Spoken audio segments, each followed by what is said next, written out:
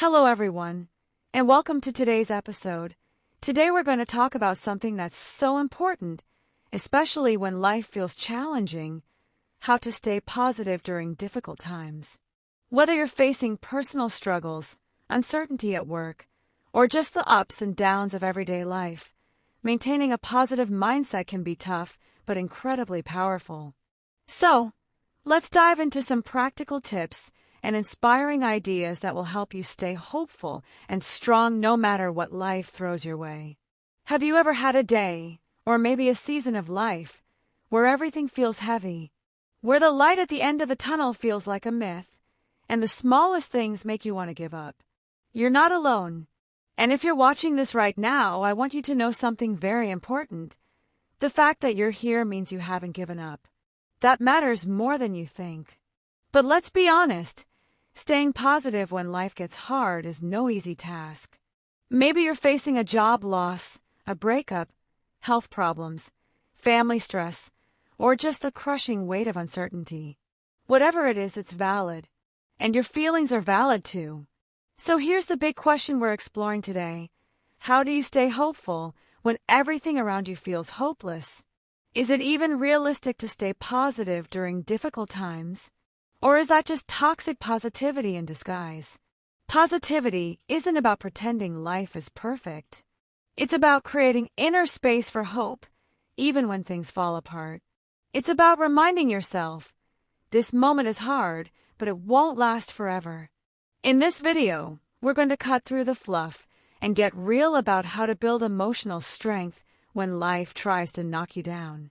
We're talking about science-backed strategies, mindset tools, and practical habits that actually work, even when nothing else seems to.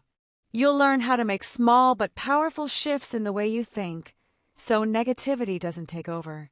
We'll talk about emotional resilience, micro-wins, and how to create a positivity ritual that keeps you grounded without denying your emotions.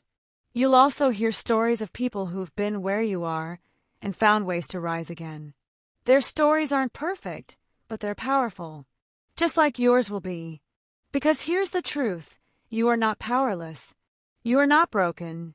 You're just human, and being human means feeling pain, but also having the power to grow through it. If you've been looking for a sign, this is it. Let's talk about how to find light, even in the darkest times. Number 2, why staying positive matters more than ever. Let's be honest, these days, it feels like the world is constantly throwing curveballs. One crisis ends, another begins. The news is overwhelming. Social media is exhausting. And sometimes, just getting out of bed feels like a victory. So, the idea of staying positive might seem unrealistic, even naive. But here's what most people don't realize. Positivity isn't about ignoring reality. It's about choosing where to place your focus. When everything around you feels chaotic, your mindset becomes your most valuable asset. In difficult times, staying positive isn't just helpful, it's a survival tool. When you focus on what's still good, still true, still working, you train your brain to stop spiraling. You create room for hope. And that hope, it's not fluff. It's what fuels resilience. It's what gives you the energy to keep going, even when you're tired. Especially when you're tired.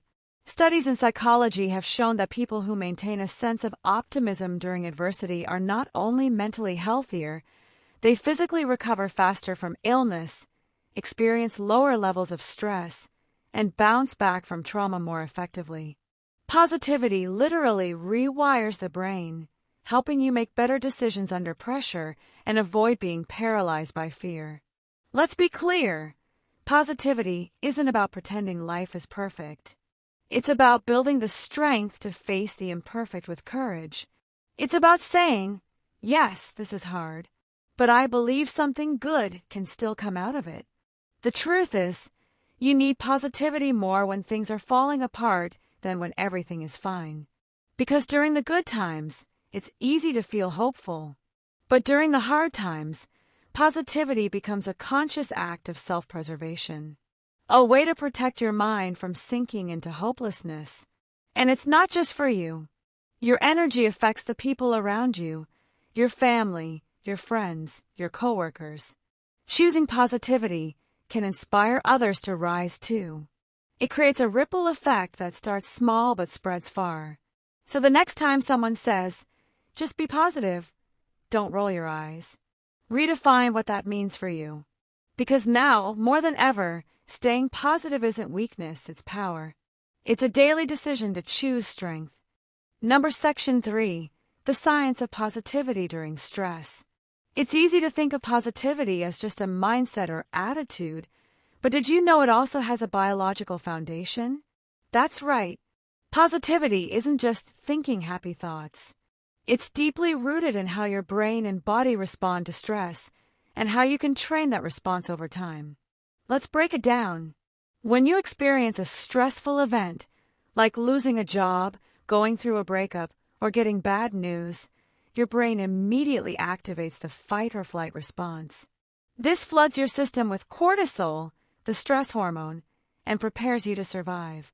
But the problem is, when stress becomes chronic, that same cortisol begins to damage your mood, memory, sleep, and even your immune system.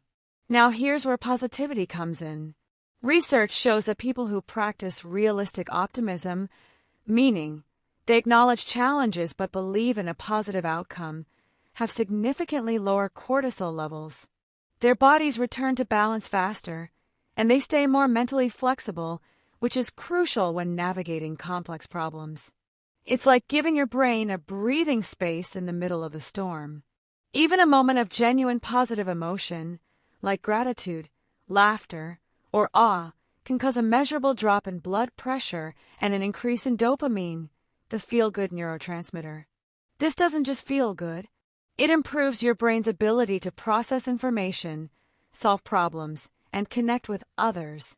In fact, gratitude practices alone have been linked to increased neural activity in the prefrontal cortex, the part of your brain responsible for decision-making and emotional regulation. Dr. Barbara Fredrickson, a leading researcher in positive psychology, introduced something called the broaden and build theory.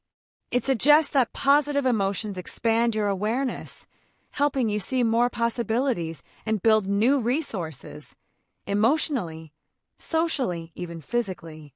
In contrast, negative emotions narrow your focus, making it harder to see beyond the problem in front of you. Think of it this way: fear builds walls, but positivity builds doors.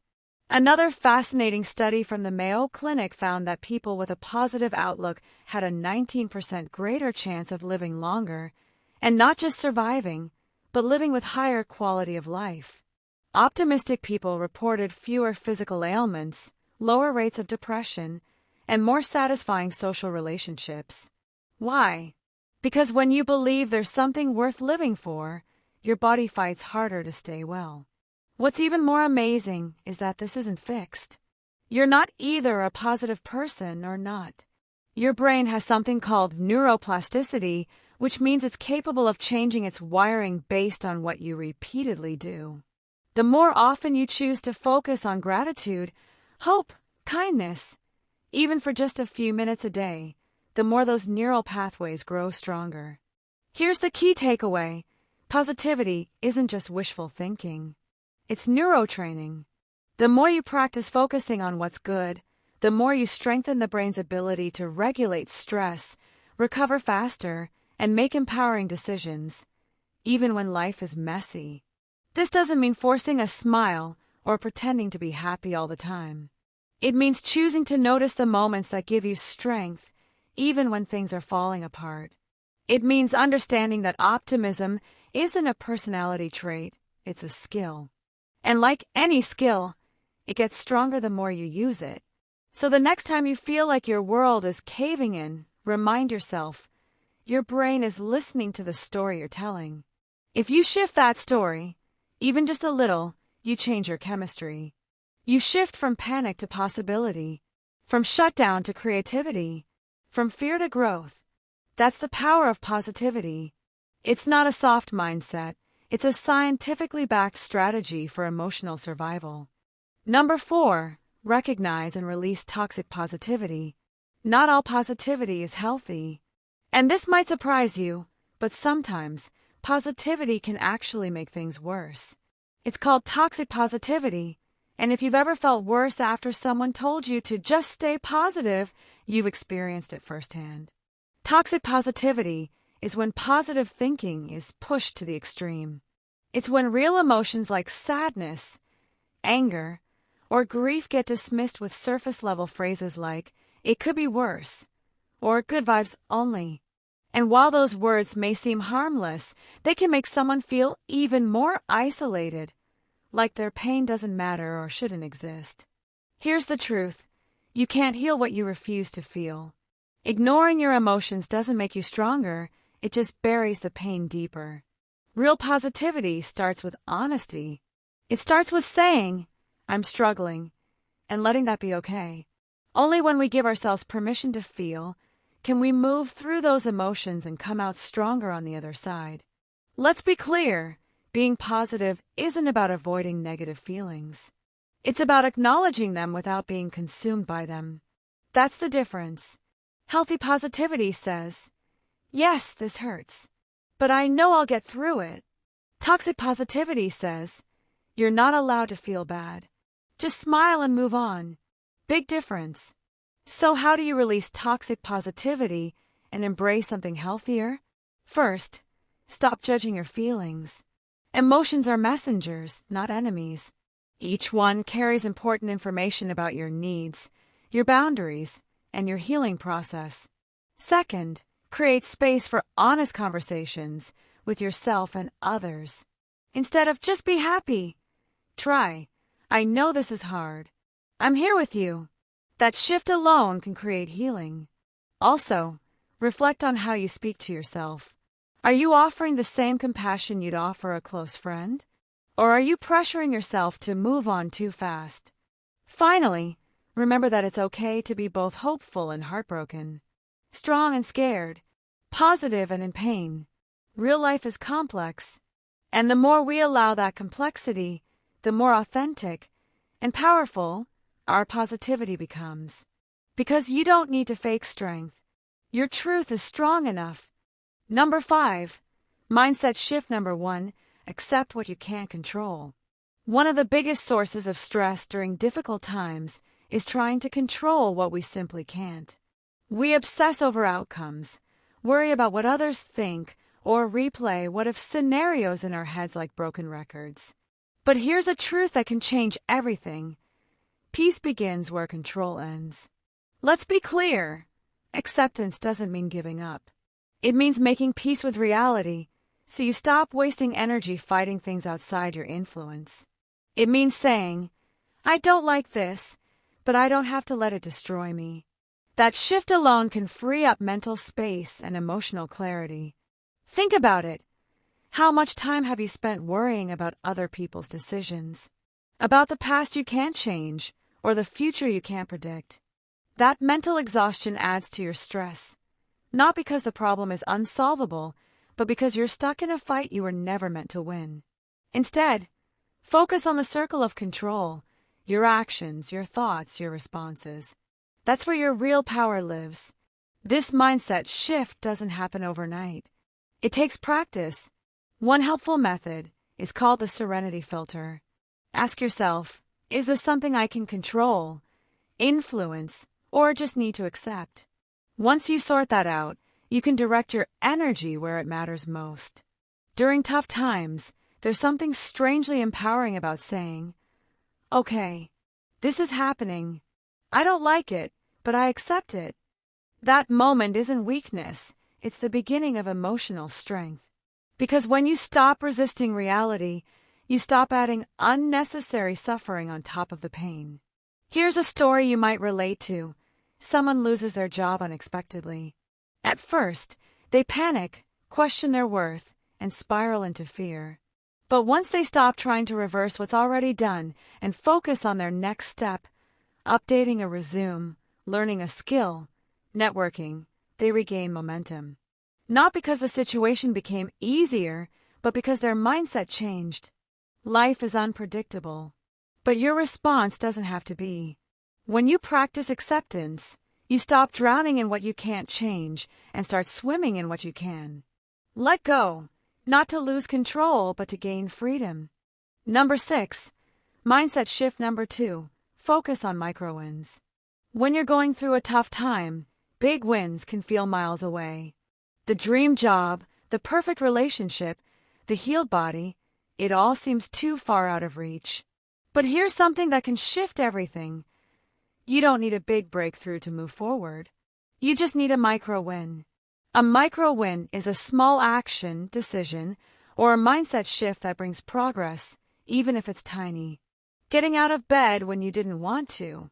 Drinking water instead of skipping meals. Reaching out to a friend instead of isolating.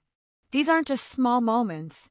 They're signals to your brain that say, I'm still in this. I haven't given up. Why do micro wins matter so much? Because your brain is wired to respond to progress. According to neuroscience, each time you complete a task, no matter how small, you release dopamine, the motivation chemical. That dopamine doesn't just feel good, it builds momentum. And momentum creates hope. Micro wins also shift your focus away from what's going wrong and anchor you in what's within reach. They keep you grounded. They help you build a foundation, brick by brick, instead of waiting for a miracle. Here's the truth. In survival mode, your goal isn't to thrive overnight, it's to stay steady. To show up. To keep moving, even when it's just 1 inch forward. Progress isn't always visible in the short term, but those micro wins are stacking. They're building inner strength, self-trust, and resilience. Want to put this into practice? Start by asking yourself one question each morning. What's one micro win I can aim for today? Maybe it's getting dressed. Maybe it's journaling for 5 minutes. Maybe it's setting a boundary. Whatever it is, name it. Then do it. Celebrate it, even if it feels small. Because when the big things feel out of control, the small things become sacred. Progress is not about leaps. It's about steps. And even on your hardest days, if you can take one, you're winning. That's the mindset shift. Stop waiting for the big change and start honoring the small moves. Because over time, micro wins create major transformation. Number 7. Mindset shift number 3. Build a positivity ritual. If there's one thing that determines your emotional strength during hard times, it's consistency, not intensity. You don't need a massive mindset overhaul overnight. What you need is a simple, repeatable ritual that builds your inner resilience day by day. That's what a positivity ritual is all about. So what exactly is a positivity ritual? It's a small, intentional routine designed to bring your mind back to center, even when everything around you feels unstable. It could be as short as 5 minutes or as long as an hour. The key is that you do it daily, and it's something that grounds you in strength, hope, and clarity. Think of it like brushing your teeth. You don't wait until you have cavities to start brushing. You do it daily to prevent decay. The same applies to your mindset. A positivity ritual is your emotional hygiene.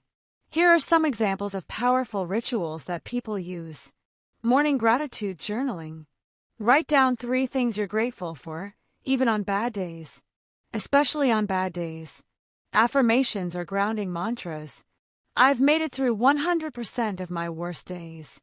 I am enough as I am. This will pass. Mindful movement. This could be stretching, a 10-minute walk, or yoga. Moving your body clears emotional clutter. Digital detox moments. Take 10 minutes with no screen, no noise, just you and your thoughts. Stillness can be healing. Purpose anchors. Reading something meaningful, listening to an inspiring podcast, or praying if that's your practice. The point isn't what you do. The point is that you do it with intention and consistency. Even on days when you don't feel like it. Especially on those days. Science supports this. Studies on habit formation show that even micro-routines done daily can rewire your brain's emotional circuits. They reduce stress, increase self-awareness, and build what psychologists call cognitive resilience, the ability to stay mentally flexible in the face of adversity. But there's another layer here, identity. Every time you stick to your ritual, you're casting a vote for the kind of person you're becoming. Not someone who has it all together, but someone who shows up for themselves no matter what. That creates a deep sense of trust in yourself.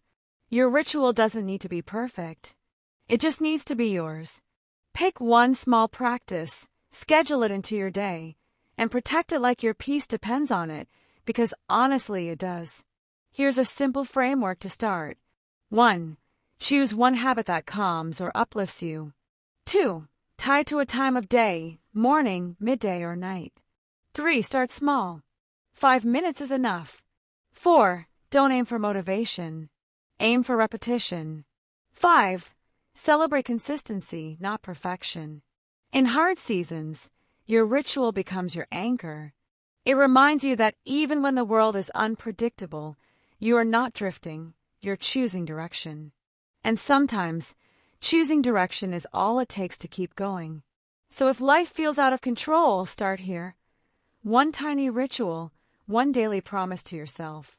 That's how emotional strength is built, not in giant leaps, but in sacred repetition. Number 8. Mindset shift. Number 4. Use contrast thinking.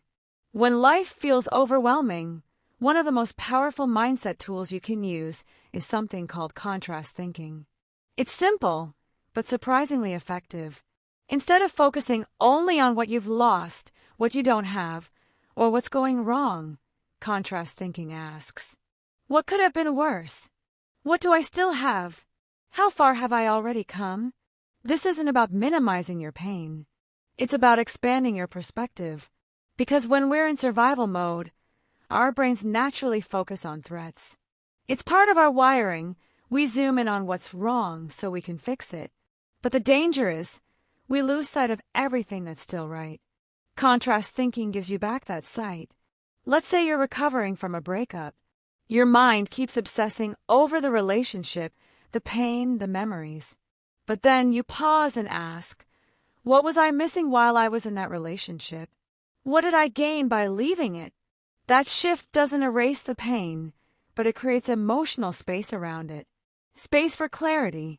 Space for healing. Or maybe you lost your job. It's scary, uncertain. But instead of only spiraling into fear, you ask, what strengths did I build in that role? What doors might this open that I couldn't see before? Again, it's not about sugarcoating, it's about reframing. Contrast thinking can also reconnect you to gratitude. You might not have everything you want, but you likely have something someone else is praying for. Health, safety, a friend, even the ability to start over. These things count more than we often realize. Here's a tip.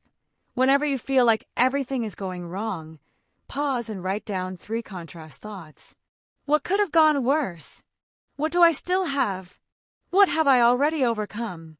Do it regularly, and you'll start rewiring your brain to focus not just on pain, but on possibility. Because in hard times, your power often comes from perspective. Number 9. Practical habit number 1. Limit emotional overload. Let's talk about one of the most overlooked causes of emotional burnout during hard times: constant media exposure. If you're feeling drained, anxious, or angry all the time, it might not just be your life, it might be your feeds. We live in a world of 24/7 news cycles, endless notifications, and viral content designed to trigger emotion.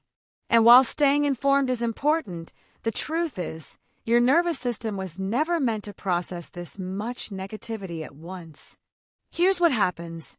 Every time you scroll past a disturbing headline, an argument in the comments, or someone's carefully curated perfect life, your brain gets hit with a spike of stress.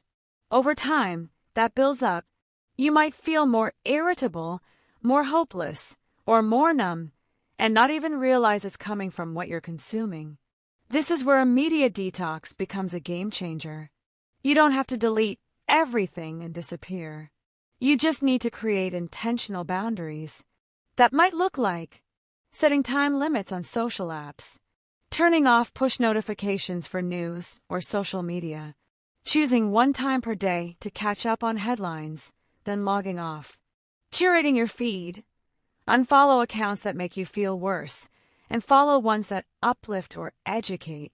And it's not just about what you remove. It's also about what you replace. Instead of doom scrolling in the morning, read a few pages from a book. Instead of falling asleep to stressful news, listen to calming music or guided meditations. Give your brain a chance to breathe. Studies show that reducing media intake, even for just 1 week, can lead to significant drops in stress and anxiety. Your mind becomes quieter.